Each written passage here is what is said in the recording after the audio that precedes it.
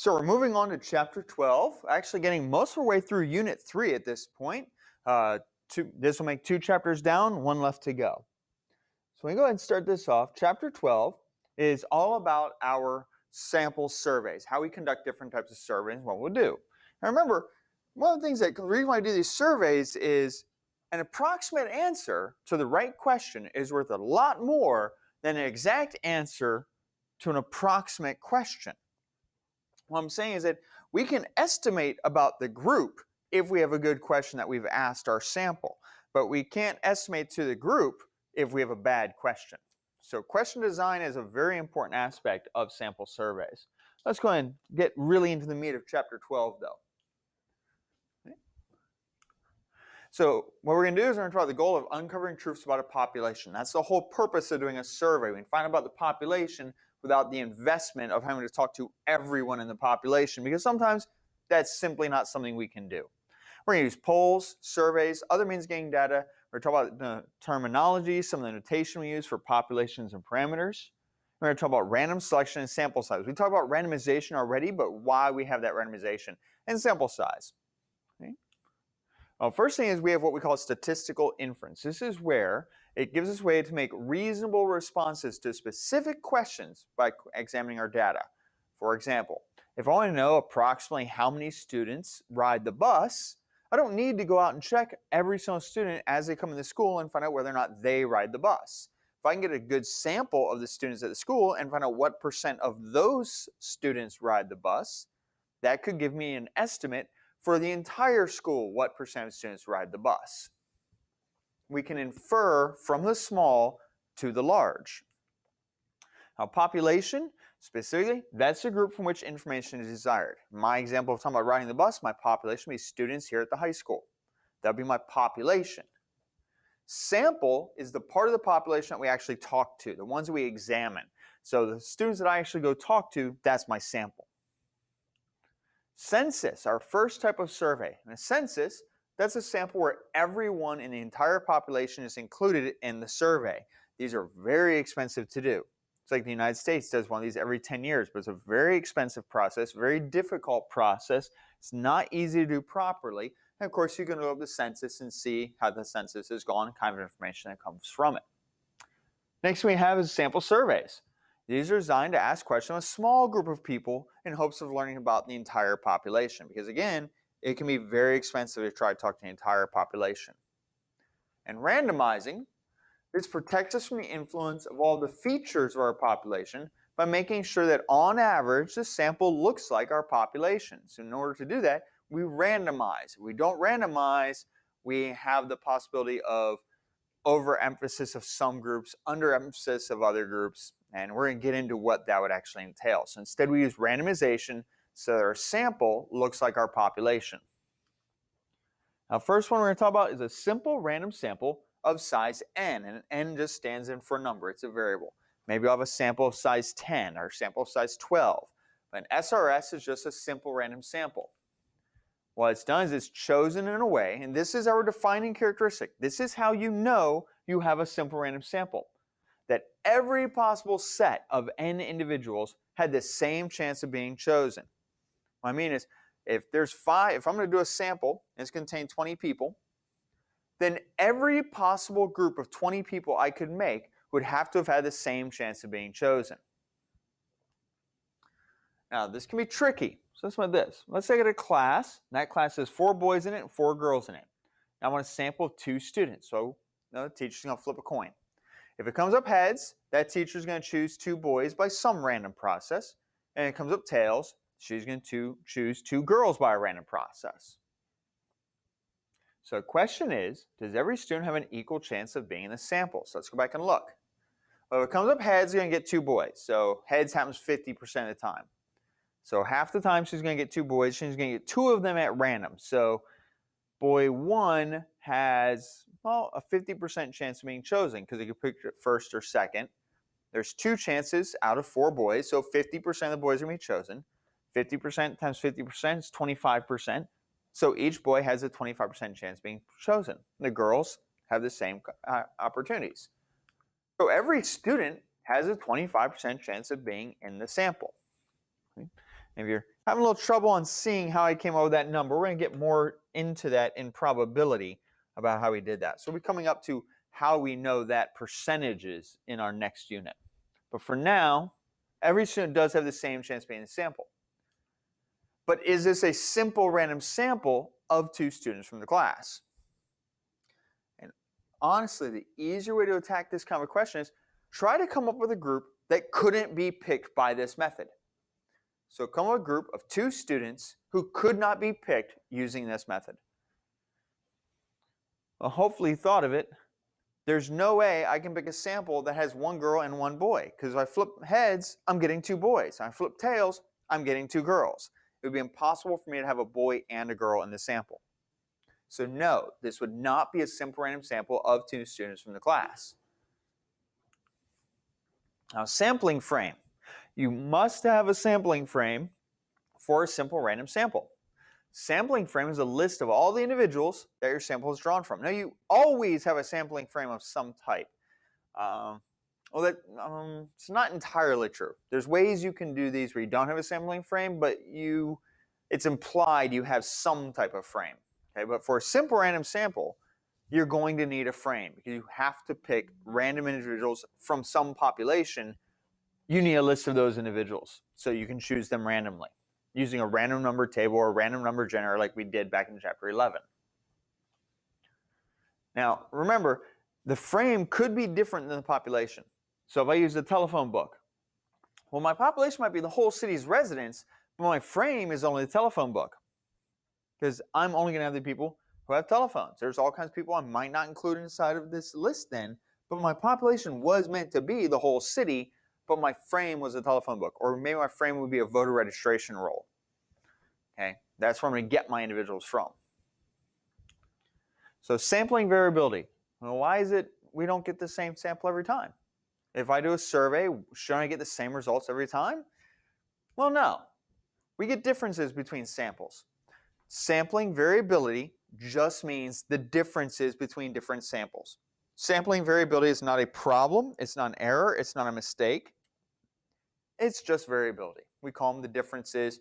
We call them sampling variability. Sometimes you'll hear the error and they're talking about the difference between your sample and what the whole population thinks. It's just sampling variability.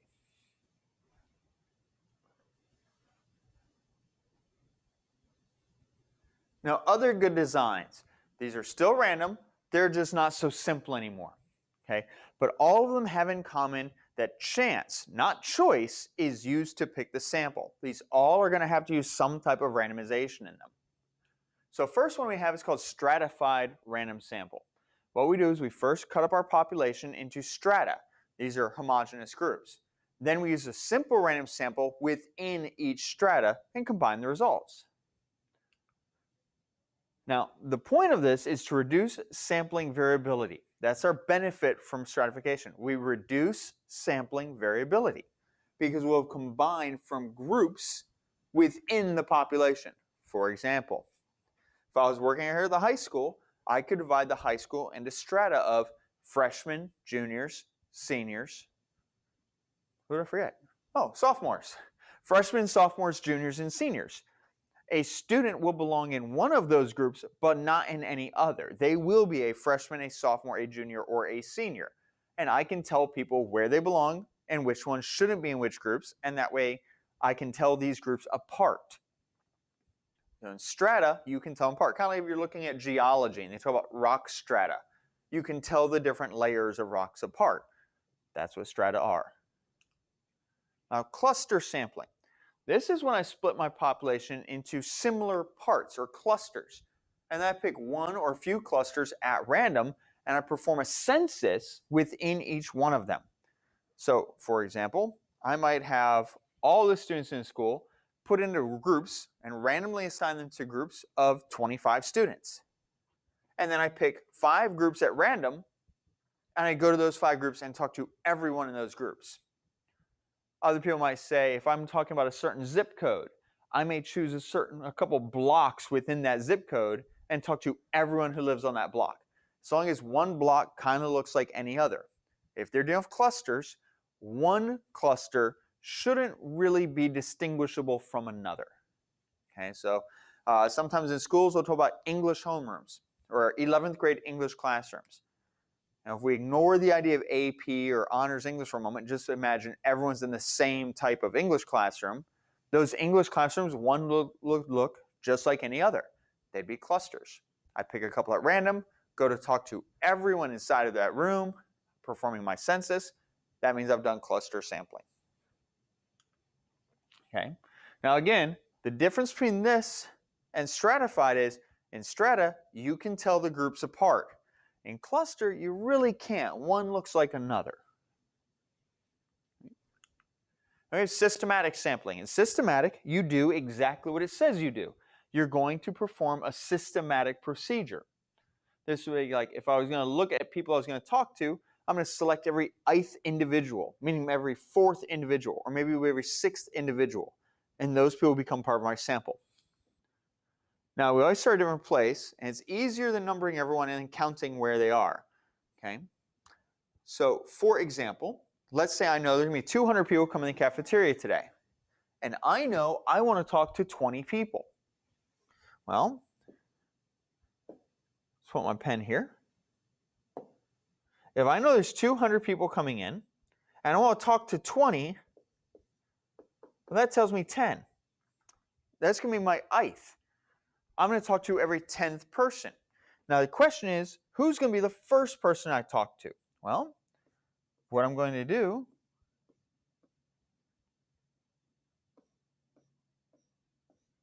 I'm going to generate a random number between 1 and 10. Or from 0 to 9. Generally speaking, I do 1 to 10. Let's say one's number 6. Then the 6th person who walks in will be the first person I talk to. And then every 10 people after that, I'll talk to that person also. So I'm going to talk to person number 16, and person 26, and person 36, and so on and so forth until I've talked to all 20 people that I wanted to talk to. Now, there is another thing about this. Let's say it was 200 people, or let's say it was only 178 people, and I want to talk to 10 people. Well, that'll give me a number 17.8. So some people might say, round that 18. But if I do that, if I only talk to every 18th person, I'm going to run out of people before I've talked to 10. So we always round down when we deal with this. In the worst case scenario, that means I've talked to a few extra people. Instead of talking to 10, I might have talked to a few more, and that's okay. I might talk to 11. Maybe I'll talk to 12. But the point is, I won't talk to too few. So whenever we do this, we always round that number down. If I get a whole number, like 10, that's perfectly fine. That's what I'm going to use. But anything else, I'm going to round it down.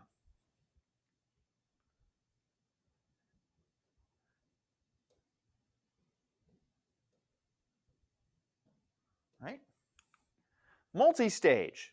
It's like going out to a concert, got multiple stages going on.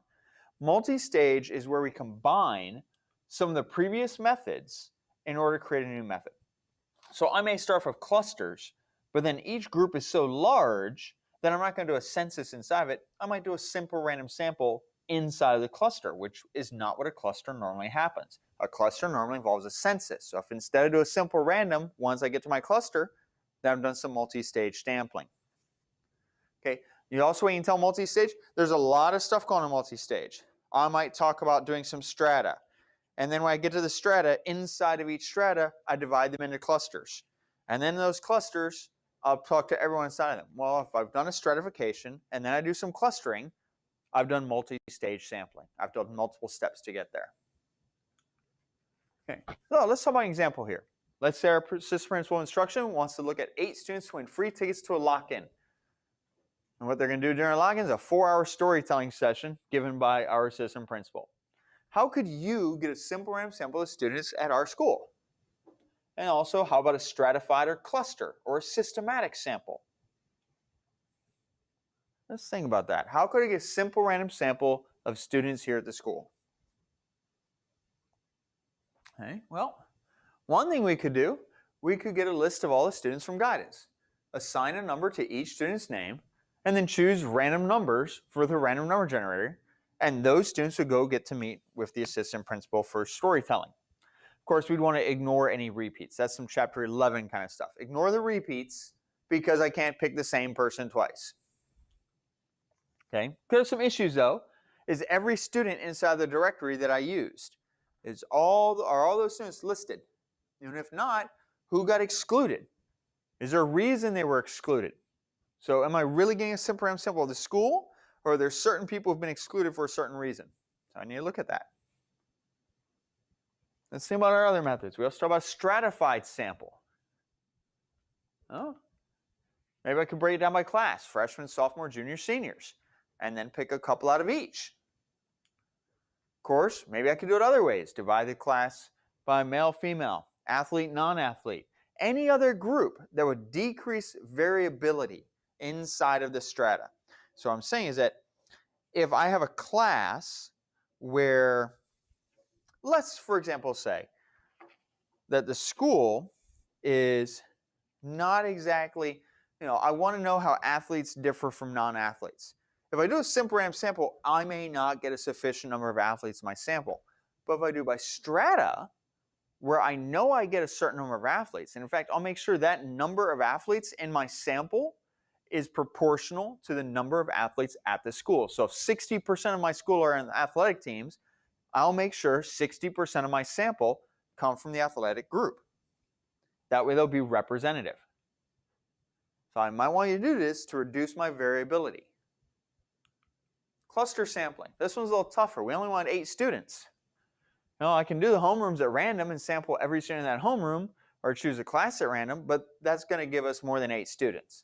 So instead I might have to make clusters of 8 students. It may become kind of artificial. Might not want to do that. Systematic. Well, again, maybe I get a list of all students at school, and I get a sample of 50. I get the students, number them 1 to 500, generate a random number from 1 to 50, it says 1 to 500, it should be 1 to 50, and I start with that student. Then every 10 students on the list, they get put in my sample. So I took my 500, remember, I need to get my ith value, so we started with 500. In this case, I said I wanted 50 students. That gives me my 10, which is my ith, and I pick a random number between 1 and 50, and that's the first person I'm going to start with. And then I'm going to add 10 to that number for who the next ones are going to be, and that will become my sample.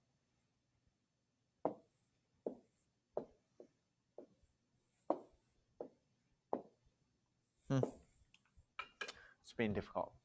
Okay, moving into our next answer there. Those are all the different methods we can use for sampling. Bias.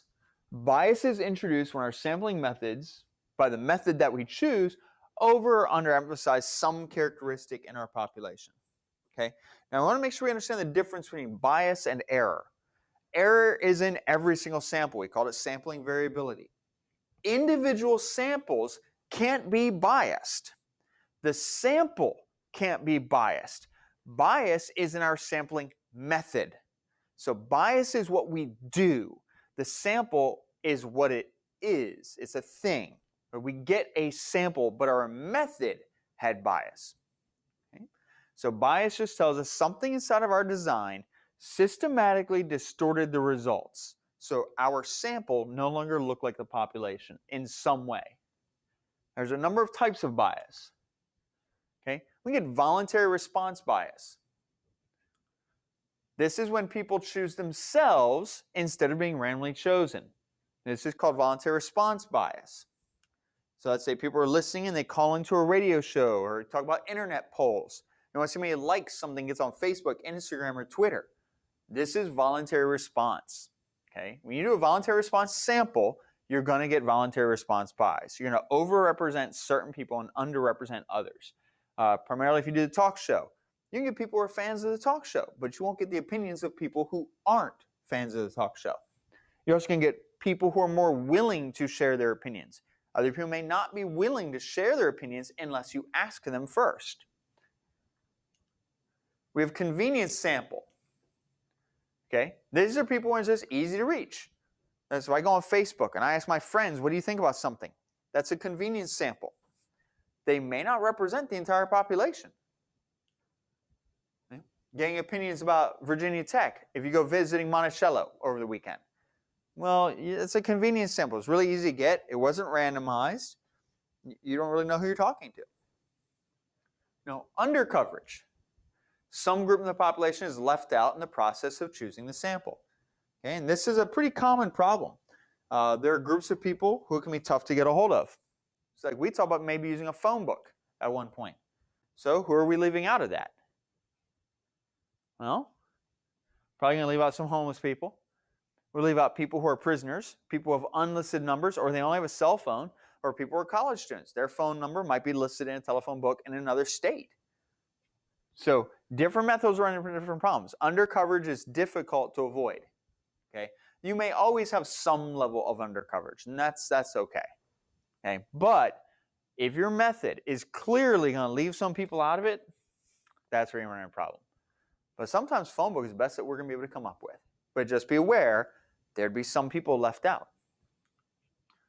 Okay? Let's say I'm standing in front of the mall, and I ask people how often they use Facebook.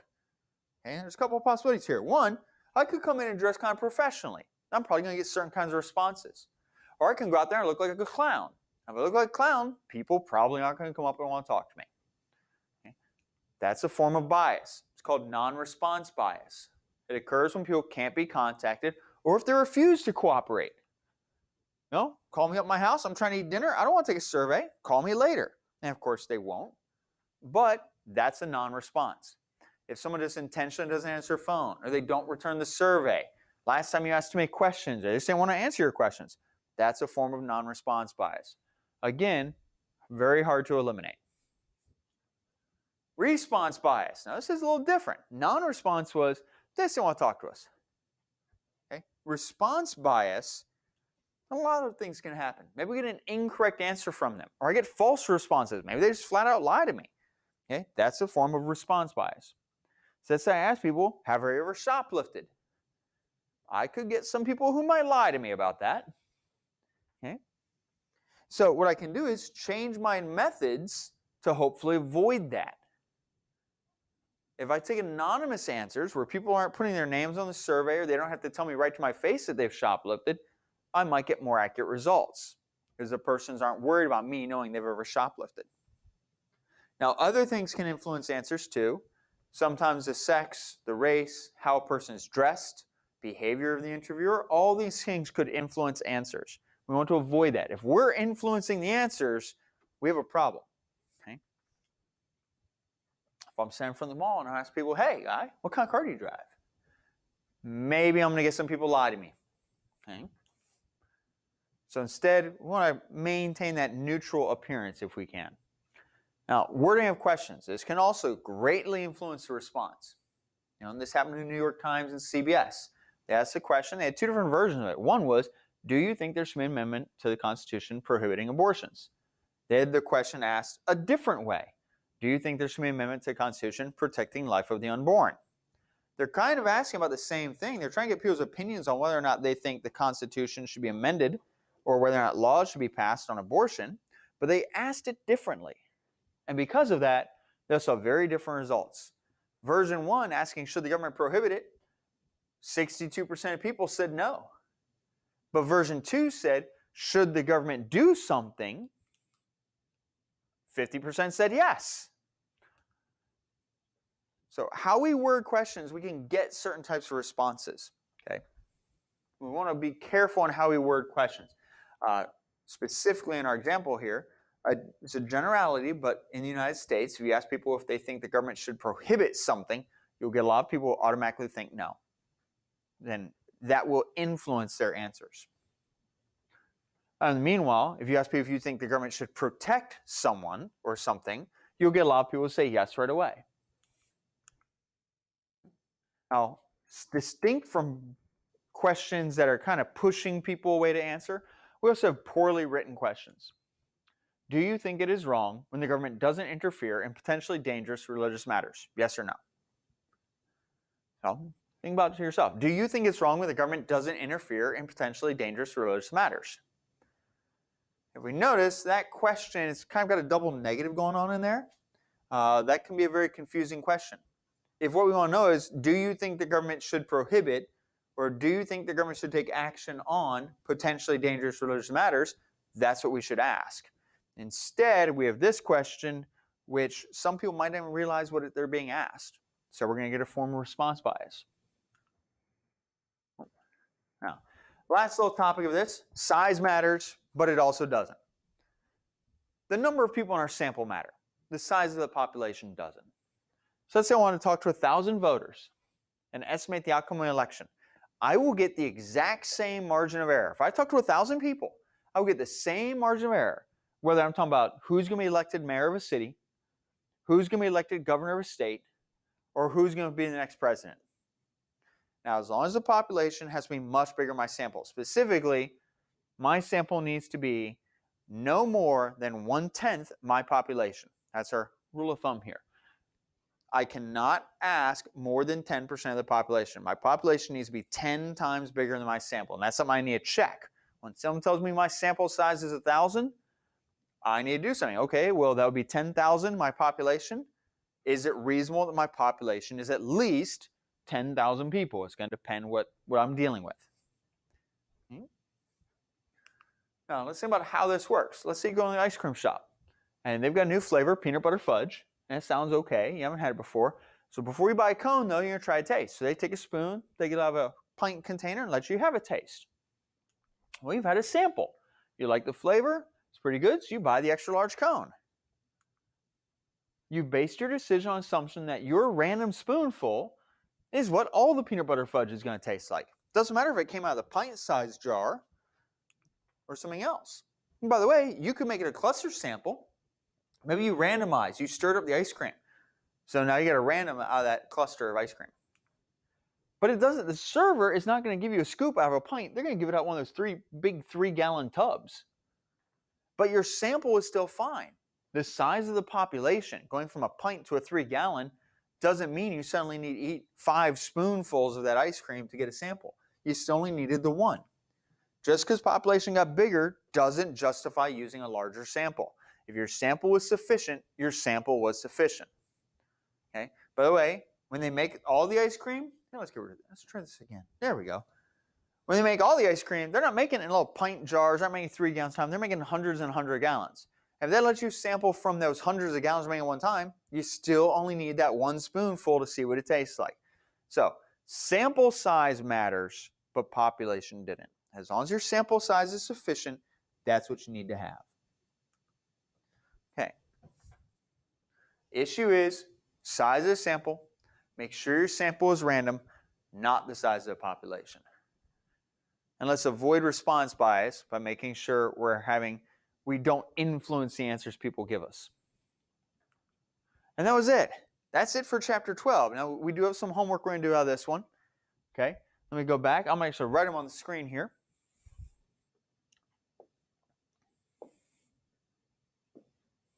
Our questions from chapter 12, 5, 6, 17, and on question 29, parts A and C.